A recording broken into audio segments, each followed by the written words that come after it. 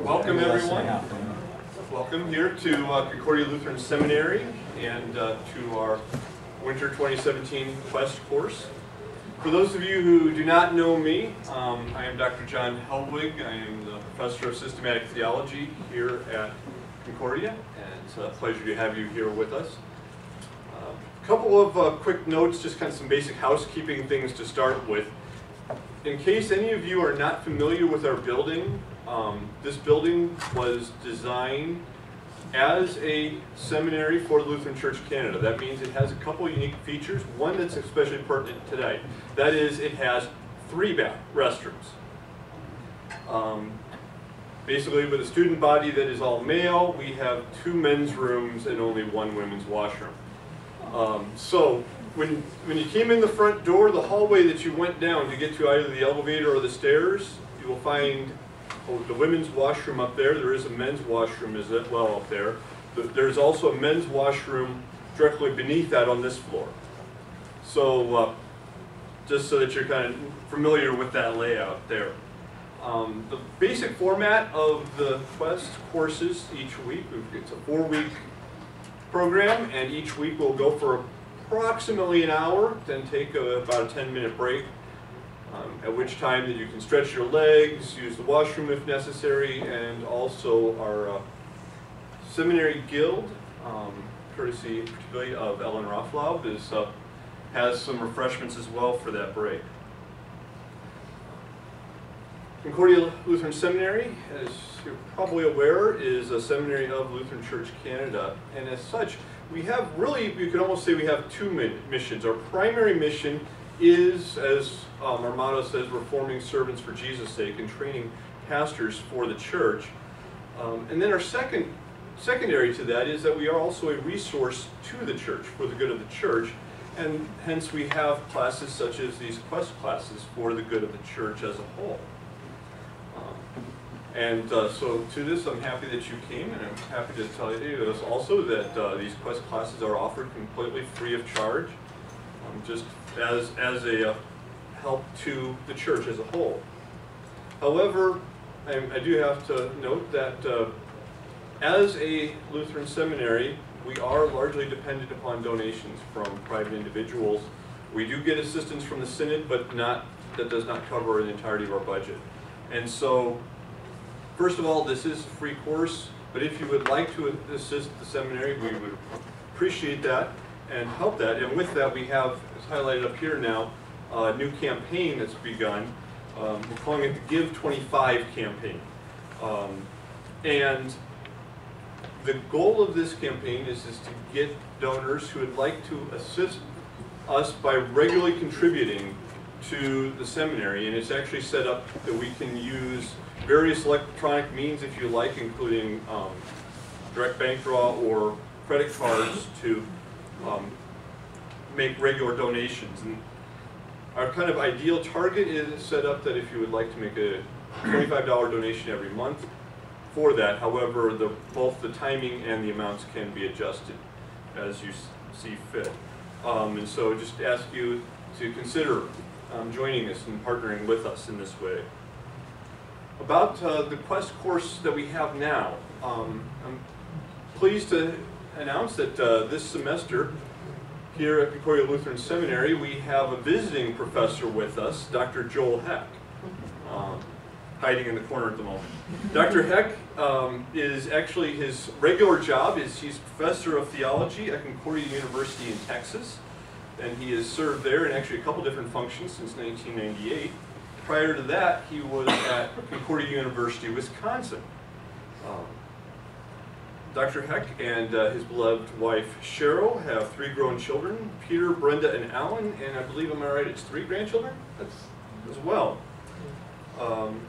Dr. Heck is a scholar in the Old Testament, missions and outreach, effective teaching, and, related to our subject tonight, C.S. Lewis. He is quite a prolific author with numerous articles to his name, and if I counted correctly, he's up to now 14 books that he has written or edited. A couple of these books are actually pertinent to C.S. Lewis. The one of them is Irrigating Deserts, which is about C.S. Lewis's approach to education. And there's also a newly released book that he has, From Atheism to Christianity, the story of C.S. Lewis. This is actually so new, it has been released, but it has not made its way here yet. So I do not have a physical copy yet to show to you. However, it is actually available for sale now. During tonight and the coming weeks, Dr. Heck will take us through the world of the Chronicles of Narnia.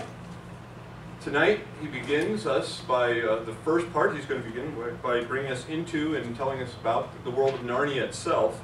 And then after the break, he'll take us into the first book that C.S. Lewis wrote, The Lion, the Witch, and the Wardrobe, with then the following chronicles to come in the following weeks.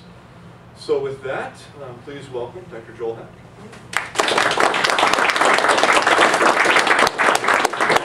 Thank you, Dr. Helweg. That was one of the best introductions I've ever had. In fact, the only time that I got a better introduction was a time when I was speaking at a church one Sunday evening, and the person that was scheduled to introduce me wasn't able to show up, so I had to introduce myself.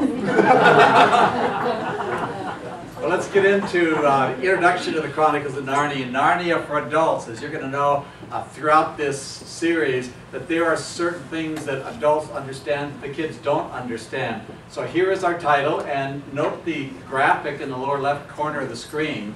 That's Mr. Beaver peeking out from behind the tree for those of you who have read the books. And by the way, you don't have to have read the books to get something out of this series. You may be encouraged to pick up these books and start reading them during or after the series. I hope you will do that if you haven't already. But one of the things I'm going to be doing for the last 7 hours of this 8-hour session, 2 hours a week for 4 weeks, is giving you a snapshot summary of the plot of that book. And so that'll give you a little bit of clue, maybe whether you want to read it or not. But Pauline Baines was the artist for the entire series. All of her drawings were done in black and white, and for the 50th anniversary edition of the release of the first one, a new set of 7 books was released with color all throughout, including the illustrations were colorized, and so that's what we're seeing on the screen today.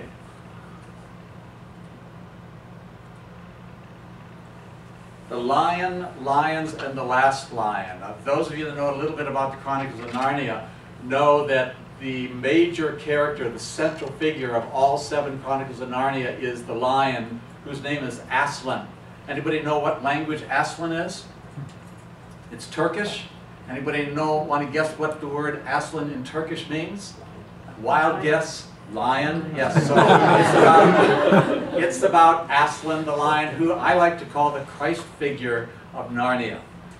Lions are also significant in the history of the British Empire, and I don't know all the reasons for that, but I do know that this picture taken at Trafalgar Square in London has several of these big bronze lions just next door to the National Gallery and not too far from St. Martin in the Fields for those of you who are musically inclined. But the Last Lion, anybody know who that title is referring to in British history? It's Winston Churchill. William Manchester wrote a series of books, extensive biography of Winston Churchill, and the title of the series was The Last Lion. So lions are a major part of British history and a significant part of the Chronicles of Narnia. This is the first cover, the cover of the first edition of The Lion, the Witch, and the Wardrobe. And C.S. Lewis was once asked how it is that he came to write this series of books for children. Here's this distinguished professor of English literature at Oxford University, often ranked as one of the top 10 universities in the world. And he's writing kids' books, fairy tales. Oh, come on. All of these other distinguished or maybe extinguished academics looking at Lewis and saying, well, how can you lower yourself to that level? And so he was asked how he came to write the book. And it's one of the shortest essays that he ever wrote in answer to that question. It's called It All Began with a Picture. So we're going to read that through. I'll read it to you. You can follow it along. And by the way, you really don't have to take any notes if you're interested in note-taking, and and would like to write some things down, I want to let you know that a little bit later on this evening, in this first session, I'm going to show you how you can get a copy of this PowerPoint by going to my website. For those that are online, there are some web links that are available, one of which will take you to my website where all of these are posted at this point, so they're available to you, just so you know, and I'll save you from getting writer's cramp. So we're going to read the story, this very short essay in a collection of essays that Lewis wrote. Somebody else put the collection together, but all of the essays in the book were written by Lewis, entitled Of Other Worlds, and Narnia is one of those other worlds. So he writes, "The editor has asked me to tell you how I came to write The Lion, the Witch, and the Wardrobe. We'll try, but you must not believe all that authors tell you about how they wrote their books. This is not because they mean to tell lies. It is because a man writing a story is too excited about the story itself to sit back and notice how he's doing it. In fact, that might stop the works. Just as if you start thinking about how you tie your tie, has this ever happened to you? The next thing is that you find you can't tie it. And afterwards, when the story is finished, he has forgotten a good deal of what writing it was like."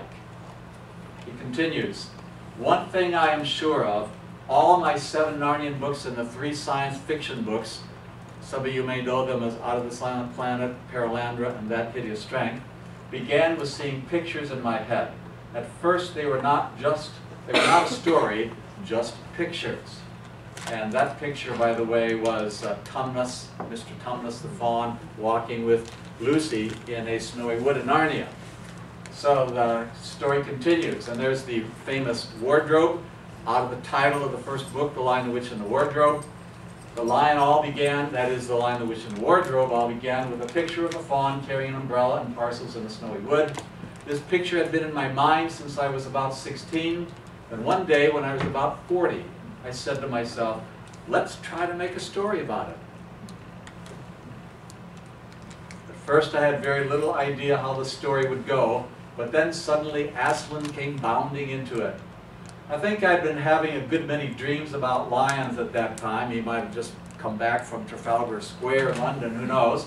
Apart from that, I don't know where the lion came from or why he came, but once he was there, he pulled the whole story together, and soon he pulled the 6 other Narnian stories in after him.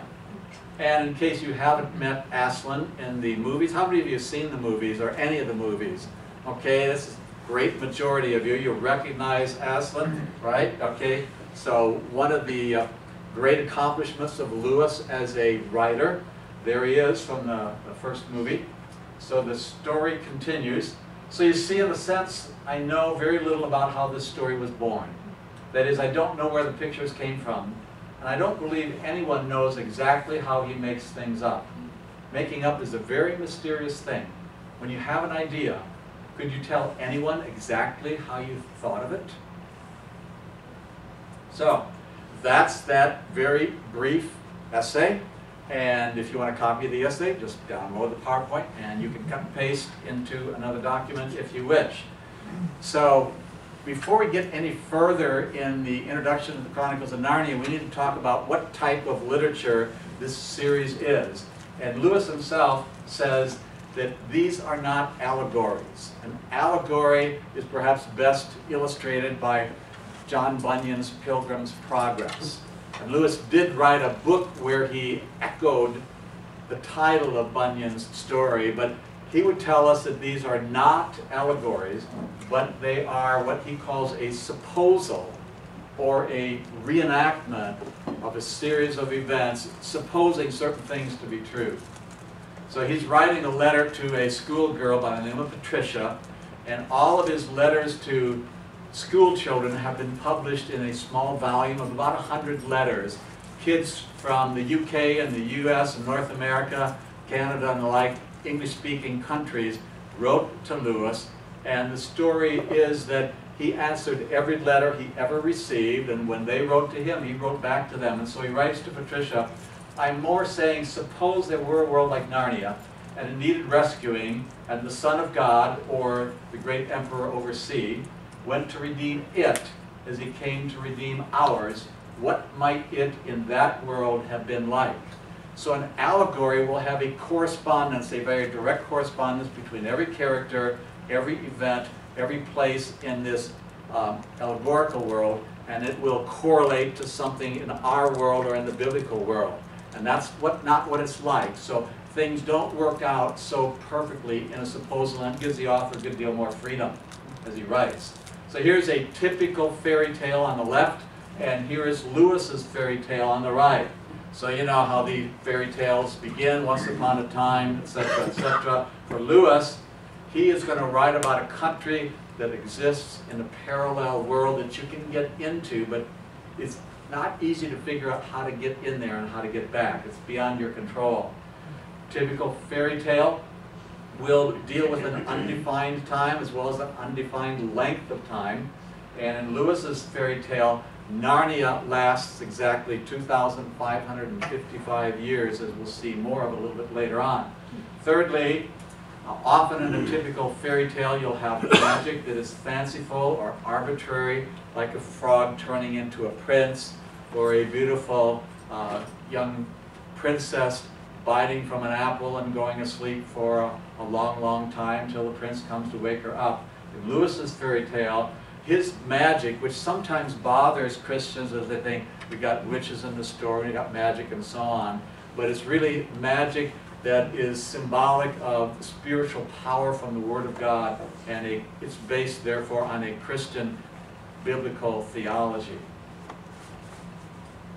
Lewis's style is rather unique, and one of the reasons why the series has sold so well.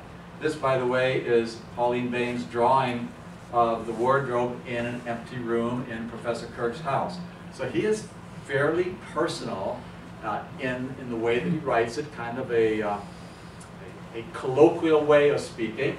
In addition, he uses humor, and I'm going to share with you probably each hour some of those humorous points in the different books.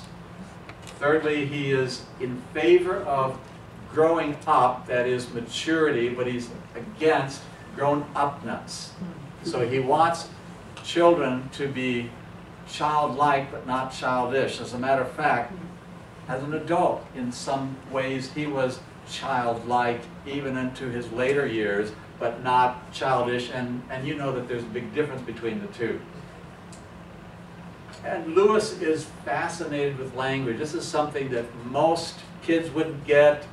Probably most of us as adults, as we read the series, wouldn't understand this unless we were reading books about the Chronicles of Narnia, which I've done. I'm borrowing some of their insights.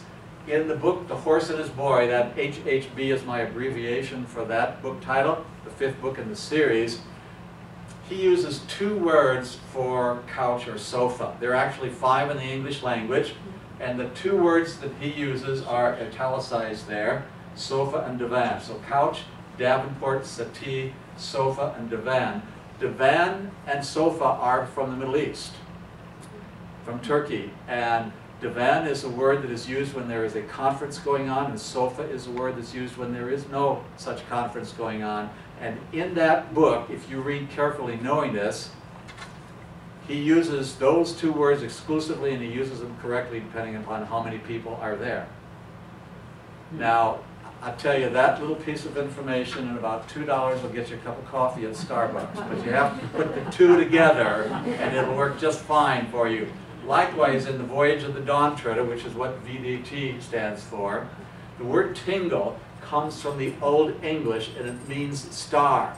And when Lucy is looking at the book of spells, she feels her fingers tingle, and the book of spells actually belongs to Coriacan, who is the magician on that island and happens to himself be a star that once twinkled in the sky and has come down to earth sort of in retirement. But we wouldn't know that unless somebody had done that sort of research, somebody had read and studied Old English and was very familiar with this book, something that adults could appreciate and the kids probably going to be totally lost on them. So as we go on, a little more on Lewis's style, he uses authorial intrusions, that is, he intrudes himself into the story and he talks to the reader directly. And here's an example.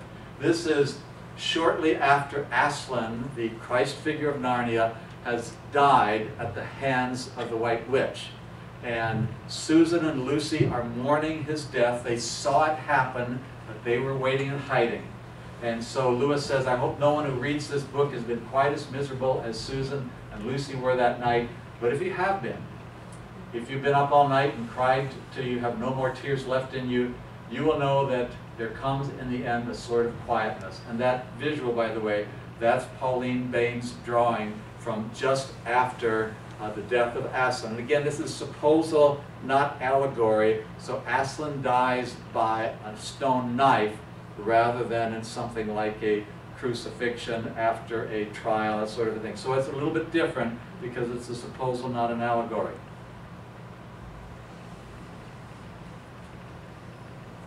The series is interesting, partly because of the intriguing characters. In addition to Aslan, the talking lion, you've got Reepicheep, the courageous mouse, who's at the start it seems like he's about 1 foot tall, and then later on he's 1.5 feet, and then he's 2 feet. And either Lewis wasn't consistent in his measurements of Reepicheep, or else Reep was growing, as the series got later in the series. Lucy Pevensey, who is one of the 4 children that make their way into Narnia, is a very intriguing character. She's sort of a captivating kind of personality, both on screen and in the books. Puddleglum, the marsh wiggle. Have you ever met a marsh wiggle? I haven't either, but he's a fascinating character that comes up in the silver chair. The real hero of the story in many ways, and also a personality that is very much reflected by the name Puddleglum. You can sort of imagine him being a little bit of a sourpuss and always looking at the dark side of things, and for him the glass is half empty instead of half full. Eustace Clarence Scrubb, very brilliantly portrayed in the 3rd movie, the last movie to be completed and released. They are working on the 4th one, by the way, the Silver Chair. The script has been written, and they're working on it. I think it's going to be a couple of years yet before it comes out. I think it's scheduled for 2019. But Eustace Clarence Scrubb, the boy that played him, really did an excellent job. And of course, we'll get to that book. I don't want to steal my thunder for later on in the series. There is a lot of moral teaching in these books, and that's why I recommend parents or grandparents to read this series to their children or grandchildren side by side, a bedtime story. I remember years ago when our daughter was about 10 years of age, all 7 of those books ended up being bedtime story. I was cuddled up there on her bed with Brenda. We'd read 1 chapter a night, and she was anxious for us to read more each time, but it lasted for a good long while, and wonderful bedtime stories. But in the process, young children learn something about morality. The choices that are made by the characters that are correct choices are pretty obviously the correct ones. And when somebody makes a wrong choice, it's pretty obviously the wrong choice. And as a parent or grandparent, you're reading a story to a child, you have the opportunity to pause in the midst of one of those moral decisions that one of the characters makes and talk about this. And as you talk about it, you have the opportunity to deepen the child's appreciation for the choice that character actually made. Lewis is also concerned about children. His books were read in the Inklings, an Oxford literary group that got together, as well as other people read them before it went to publication. And he got warned several times about children getting enthralled with the idea of a wardrobe and opening up a wardrobe and going inside and getting trapped in them. You know, like some children used to years ago get trapped into refrigerators that were left out to be picked up. And now you can't really put a refrigerator out without taking the door off of it. But he makes this kind of comment in chapter 5 of The Lion, the Witch, and the Wardrobe, and it appears 2 or 3 times in the book. So he has a child's perspective, partly with the help of friends of his. This, by the way, just in case you're beginning to nod off to sleep and you're thinking, this is getting kind of boring, I put a few pictures in here, not only Pauline Bain's, but also some photographs I've taken. This was taken in Wheaton, Illinois, at the Marion E. Wade Center, which is the world's largest and best collection of writings by and about 7 British authors, chiefly C.S. Lewis. Others you probably have heard of, J.R.R. Tolkien and G.K. Chesterton. Maybe you know Dorothy Sayers, Charles Williams, George MacDonald, and Owen Barfield. Maybe not, but the big 3 are Lewis, Tolkien, and Chesterton. And this is most likely the wardrobe that helped to inspire the writing of that first of the 7 Chronicles of Narnia. You can see it, it's there even to this day, there in their museum territory. And to the left of it, as you look on screen, you can see a map of Narnia. I'm going to give you a close-up of that map a little bit later on. So the historical context, what's going on in Lewis's life and why is he writing these stories? So the stories do represent a longing for another world, partly coming from a Christian perspective, because as we sing in the hymn, I'm but a stranger here, heaven is my home. And so each of us, as a believer in Christ, has a certain longing. It might be a very dormant longing, but it's there for our ultimate home in heaven. The Lewis family, Jack is the nickname of C.S. Lewis, and Warren was his older brother by 2.5 years. They are both confirmed bachelors for most of their lives. They had children at the Kilns, which is the name of their house. Anybody have a name for your house? I mean, they do that all the time in England. We don't have a name for our house, but I guess that's okay if they want to do it. They call it the Kilns because there used to be some kilns for firing bricks on the property that ended up being torn down and left a pool of water that the Lewis brothers used to swim in. But during World War II, because the Nazis were especially hitting London, hoping to bring the British nation to its knees, they figured London is the place that we've got to take down, and so they bombed London during the Blitz, and the British had a plan to evacuate all of the school children from London if that happened. And so thousands of children were evacuated to different parts of the UK, and probably about a dozen children, 2 to 4 at any one point in time, stayed at the Kilns, and some of them stayed in touch with the Lewis family for years after the war. So he got to become reacquainted with children because it had been a long time since he'd been one, and didn't have that much association with small children as a university professor. Lewis also incorporates an awful lot of the dynamics of children's interaction. Rules of Magic from Edith Nesbit, a children's author from early in the 20th century. Animal Characterization from Beatrix Potter, who is also a children's author who has talking animals in her stories. The White Witch and the Frozen Nature of Narnia from Hans Christian Andersen, some of you know that. And a lot of other literary influences that I'll bring in a little bit later on.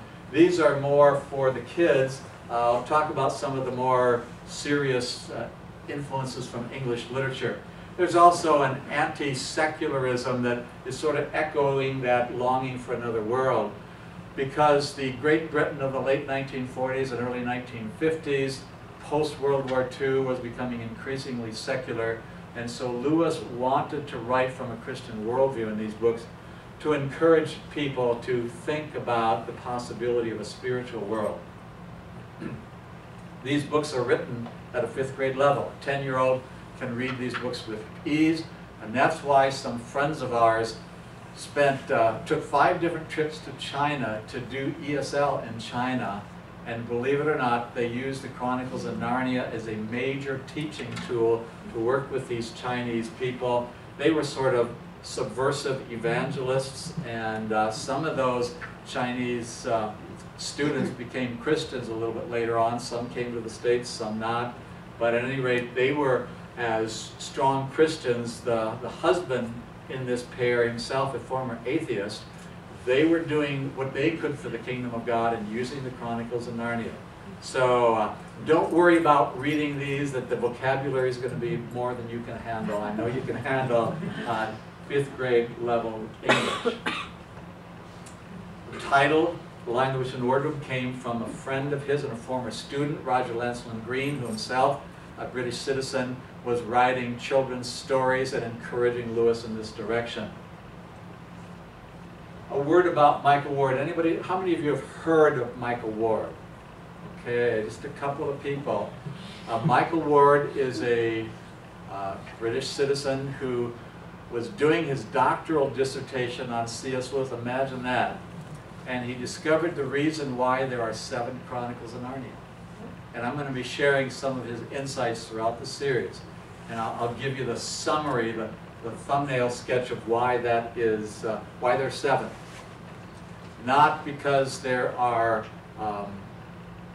7 mortal sins or some other such thing, but because in the Middle Ages there were 7 planets.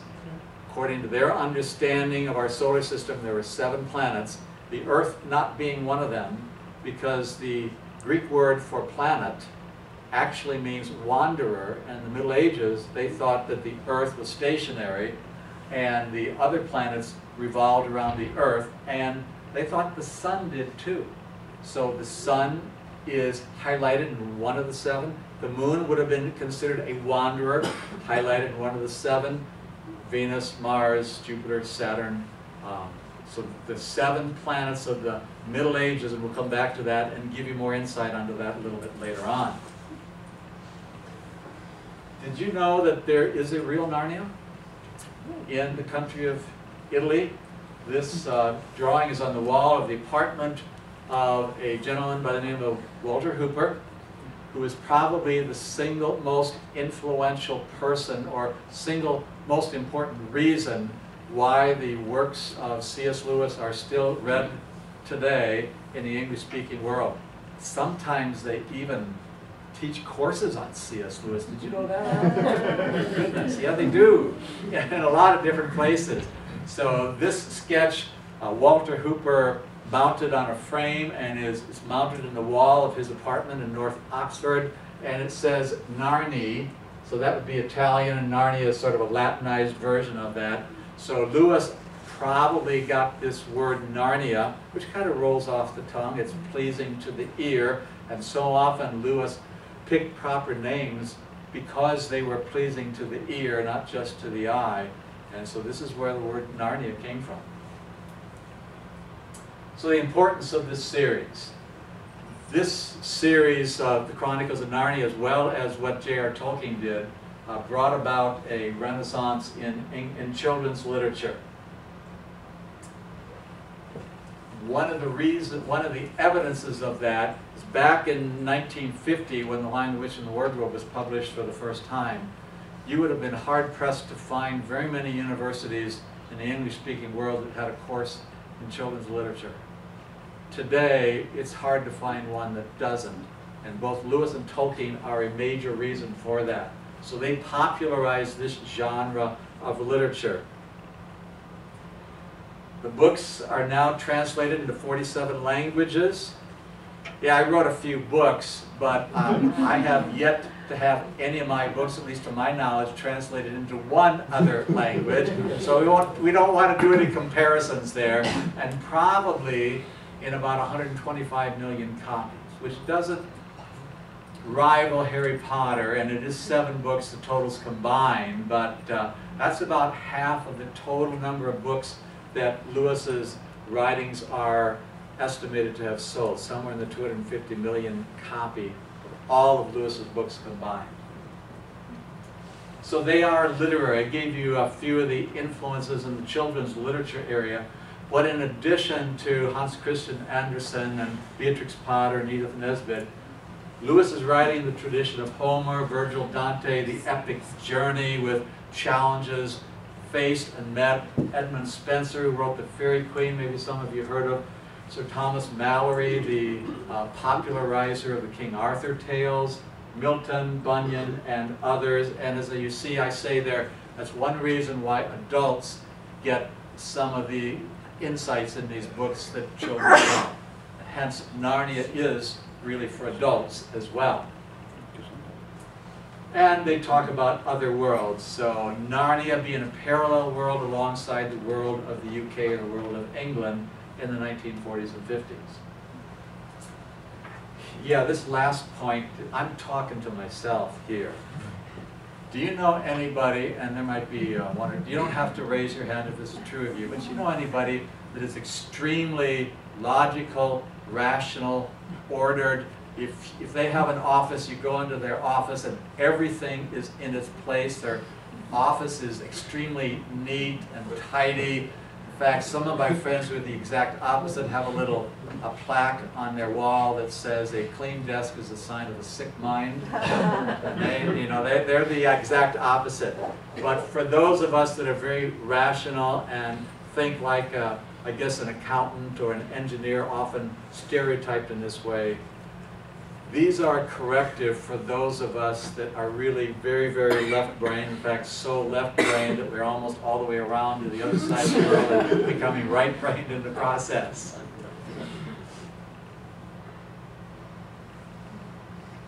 One of the letters that Lewis wrote, a 5-year-old boy named Michael was staying at the Kilns, and Lewis's adopted mother, Mrs. Moore, was writing to him.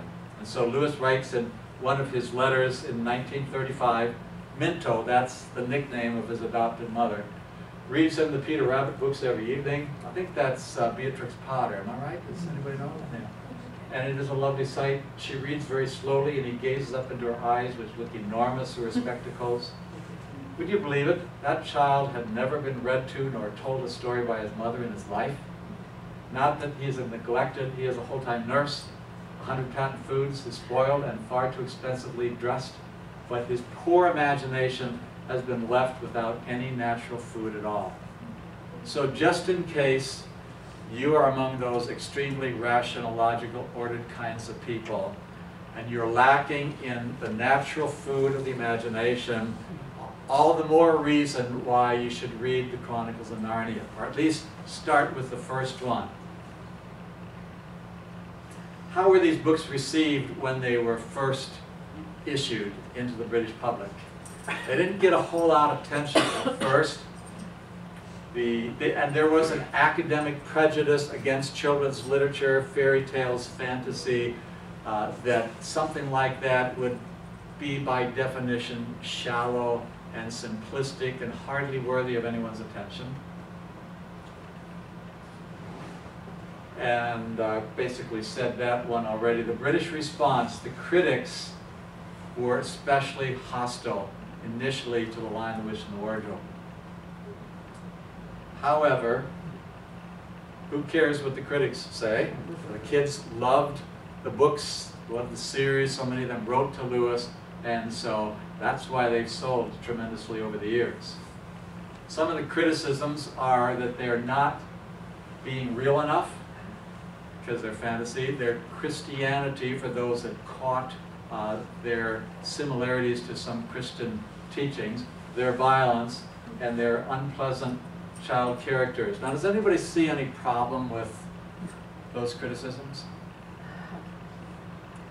Does anybody notice how two of them are mutually exclusive? And probably the major reason for some of the critics is that they come from a Christian perspective. Not real life enough, but they have unpleasant child characters. Now, are there unpleasant child characters in real life? So how can you be both not real life enough and have unpleasant child characters? So anyway, you can't please all the people all the time. And P.T. Barnum reminds us of that. So Lewis wasn't able either. But 125 million copies, yeah, I think he pleased enough to make a living off of just the books that he wrote. But the British public warmed up to it, and the London Times publishes a literary supplement, 1956, the Times literary supplement called The Narnia Saga, among the greatest children's books. And that year, the 7th and last book in the series won a book award for the best children's book of the year.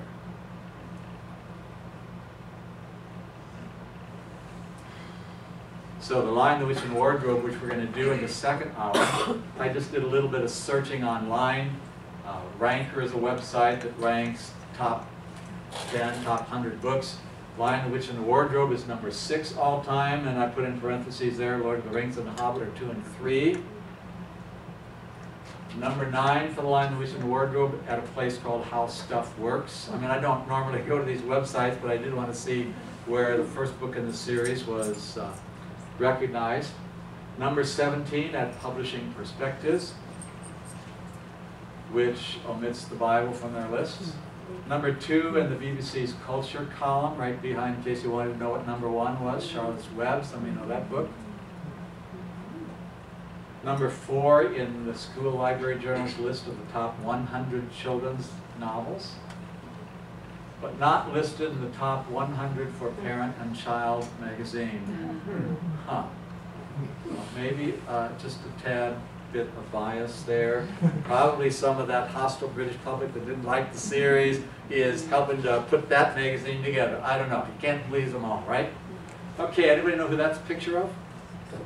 That's Tolkien in his later years. So come back to this question, are the Chronicles of Narnia really only for children? And of course, you know from the title of this series how I'm going to come out on this. So I'm going to give you a little bit of evidence for this, some essays that Lewis wrote. One of them called on 3 ways of writing for children. And he said, we should write for children, write a children's story because it is simply the right form for what the author has to say.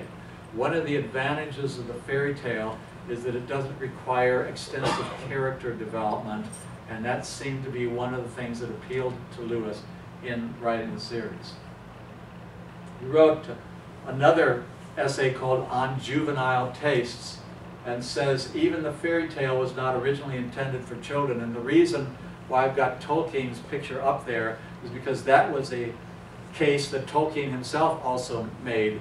And according to Tolkien, the fairy tale was prominent, believe it or not, in the court of King Louis XIV of France. And it was only later on that some sophisticated adults thought that they were too highbrow to read that kind of literature. And then, as Lewis says in the essay, it gradually gravitated to the nursery.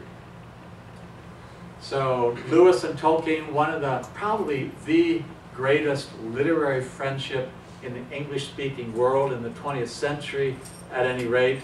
And so their encouragement of one another, in fact, Tolkien once said that if not for the encouragement of C.S. Lewis, I don't think I should ever have brought The Lord of the Rings to publication.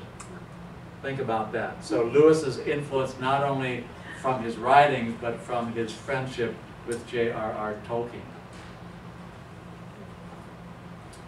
The dedication page of The Lion, the Witch, and the Wardrobe gives us an additional piece of ammunition in favor of us understanding the series as able to be read by adults. My dear Lucy, and Lucy is the daughter of Owen Barfield, very close friend of C.S. Lewis, one of the Inklings, in case you've heard of that group. I think I mentioned them earlier. Lifelong friend of Lewis, and one of the 7 authors whose writings are kept in the Wade Center in Wheaton, Illinois. So this first book was dedicated to Barfield's daughter Lucy, and it's probably not just a coincidence that one of the 4 Pevensey children is named Lucy. So he says, I wrote this story for you, but when I began it, I had not realized that girls grow quicker than books. As a result, you're already too old for fairy tales, and by the time it is printed and bound, you will be older still. Now my underlining, but someday you will be old enough to start reading fairy tales again. So when you hit 20, 21, 22, anybody here at least 21 or 20? Yeah. So it's okay from that point on for the rest of your life. You can read the Chronicles of Narnia. You can take it down from some upper shelf, dust it, and tell me what you think of it. I shall probably be too deaf to hear and too old to understand a word you say, but I shall still be your affectionate godfather, C.S. Lewis. So from the author himself, giving permission to anyone beyond those years when to do something that mom or dad or one of your godparents says you should do is, I don't know, in the States we sometimes say tacky, but just not really cool. How would you say it here in Canada? Would that work? Tacky? Yeah, okay. So you get the idea. These books written from a Christian perspective. So 1961, he's writing to another school child who seemed to write most of all about the Chronicles and asking questions. So, dear Anne, what Aslan meant when he said he had died is, in one sense, plain enough. Read the earlier book in the series, so she hadn't read The Lion, the Witch, and the Wardrobe yet. And you will find the full story of how he was killed by the White Witch and came to life again. When you have read it, I think you will probably see that there is deeper meaning behind it. The letter continues. The whole Narnian story is about Christ. This is my underlining. I think that's a big deal. That is to say, I asked myself, supposing, remember it's a supposal, not an allegory, slight difference there, supposing there really were a world like Narnia, and supposing it had, like our world, gone wrong, and supposing Christ wanted to go into that world and save it as he did ours, what might have happened? By the way, this picture is the cover of that 50th anniversary edition of the first book. So Pauline Bain's colorized picture of Lucy and Susan with Aslan just after the resurrection, which might be a familiar story to some of us, right? This idea of resurrection. Okay, go on with the letter. The stories are my answer. Since Narnia is a world of talking beasts, I thought he would become a talking beast there as he became a man here. I pictured him becoming a lion because A, the lion is supposed to be the king of beasts. B, Christ is called the Lion of Judah in the Bible. Anybody know where? Revelation 5:5. You can look it up. C, I'd been having strange dreams about lions when I began writing the books. And this picture, before I read that last slide, is from the courtyard of the Queen's castle after she had turned a lot of the creatures of Narnia into stone with her magic wand. Aslan, with Susan and Lucy riding on his back, came to the castle and restored them to life. He breathed on them, and the stone statues became alive again and joined the final climactic battle of the story to defeat the White Witch. So he says the whole series works out like this. The magician's nephew tells the creation and how evil entered Narnia. The lion, etc., the crucifixion, resurrection. Prince Caspian, restoration of the true religion after corruption. The horse and his boy, the calling and conversion of a heathen. The voyage of the dawn treader, the spiritual life, especially in Reepicheep. The silver chair, the continued war against the powers of darkness. The last battle, the coming of Antichrist, the eighth, the end of the world, and the last judgment. All clear? Yours? C.S. Lewis. Go on. From the end of the third book in the series, The Voyage of the Dawn Treader, dialogue between Aslan and two of the children, Lucy and Edmund. Dearest, said Aslan very gently, you and your brother will never come back to Narnia. Oh, Aslan, said Edmund and Lucy, both together in despairing voices. You are too old, children, said Aslan, and you must begin to come close to your world now. He is interested in growth towards maturity, but he doesn't want the stereotypical adult-like grown-up things that get in the way of enjoying life and enjoying life in the kingdom of God. It isn't Narnia, you know, sobbed Lucy. It's you. We shan't meet you there. And how can we live never meeting you? But you shall meet me, dear one, said Aslan. Are you there too, sir? Said Edmund. I am, said Aslan, but there I have another name. You must learn to know me by that name. This was the very reason why you were brought to Narnia, that by knowing me here for a little, you may know me better there. Anybody want to guess what the name is back in their world that he's known by? Okay. One of Lewis's famous essays also lays out some of his thinking behind why he wrote Chronicles of Narnia. So sometimes fairy stories may say best what's to be said. This is just a small excerpt from that essay.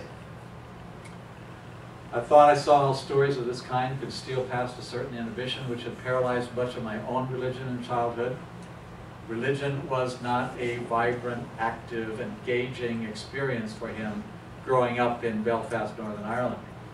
Why did one find it so hard to feel as one was told one ought to feel about God or about the sufferings of Christ?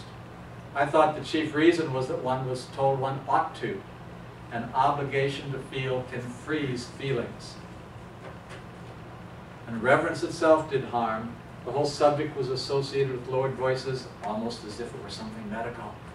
But supposing, there's that word again, that by casting all these things into an imaginary world, stripping them of their stained glass and Sunday school associations, one could make them for the first time appear in their real potency.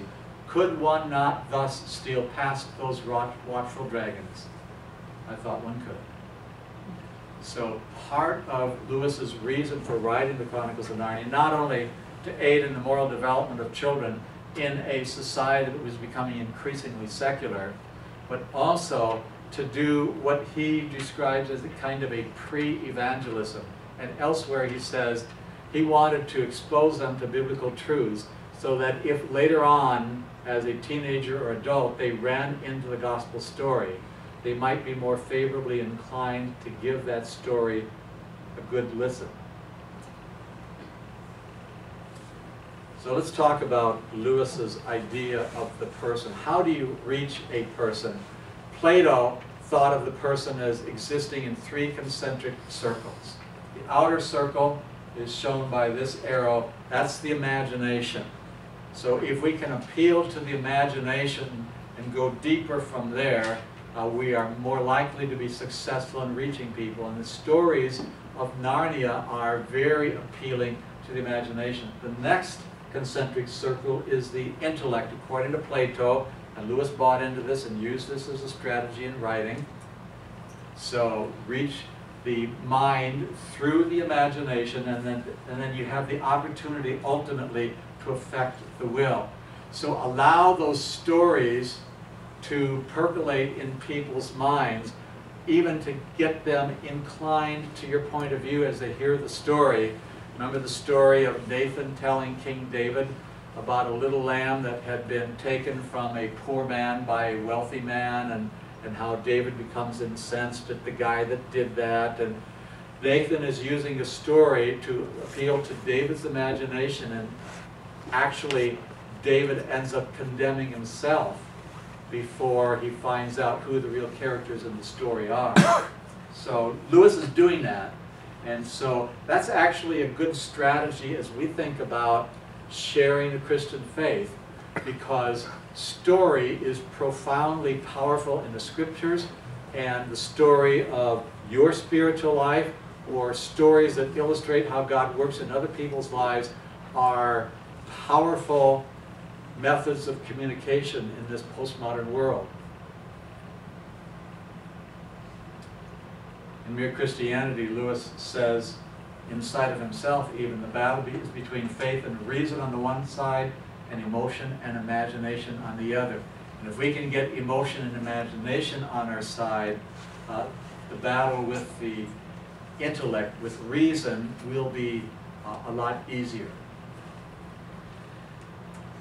So the next 7 hours, in each of the second hour tonight, and a pair of Narnian Chronicles each of the last 3 weeks, this is the basic outline I'm going to follow. Some background to the story, give you a little bit of history of the story sometimes, some other details.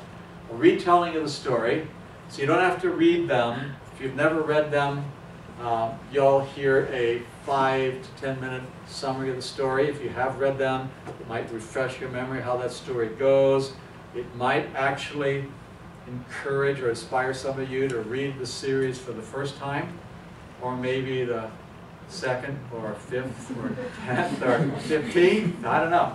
So there are going to be 2 biblical parallels in the second hour tonight, and all the rest of the hours throughout the Quest series between the Bible and that Chronicle of Narnia. We'll look up some Bible passages. That's why we handed out some Bibles, and I got a Bible up here. I'll look up one of them and invite others of you to look up a passage, read it, and we'll talk about those verses and that parallel between Narnia and Scripture. Then we're going to do a factual quiz. Hey, Ima, seminary professor when you test, I got to do something. But it's not going to be graded, okay? It's going to be just for fun, and it'll be group participation. So I'll ask a multiple choice question on the screen, and if this offends you, you can go to the PowerPoint ahead of time and see what the answers are, and look really smart to the rest of the class. But we'll get the answers. Probably somebody will know. So factual quiz, a Narnian benediction based on that chronicle, and maybe even a quiz. Anybody use a smartphone? Using smartphones, I'll just do a little bit of survey amongst you to see if there'll be enough people for us to do a final quiz on smartphones, that very last part of the last week of the series. So here's where you go if you end up wanting to download any of these PowerPoints. Yeah, I know, that looks egotistical. Joel Hex Lewis site. It's easy to remember. Those that are watching online have a link there. They can see www.joelheck.com. So that's the website. You can see it up there at the top. So you go to my C.S. Lewis website. There it is here as well. And as we scroll down, we see there is a link at the top called Outlines. So this will be book outlines, teaching outlines on the 7 Chronicles of Narnia. You click on that. And then on the upper left part of the screen, just scroll down a little bit and you'll see all 8 PowerPoints are already up there. I will tell you, the first 2 I did some work with. I've taught this series previously, and I did some work with it to adjust to the Quest course and to incorporate some new ideas that come to mind and organize it maybe a little bit better. So I did that for the first 2, the intro plus Lion, the Witch, and Wardrobe. I haven't done it for the others. You can download them now if you want, or you can wait till I revise them.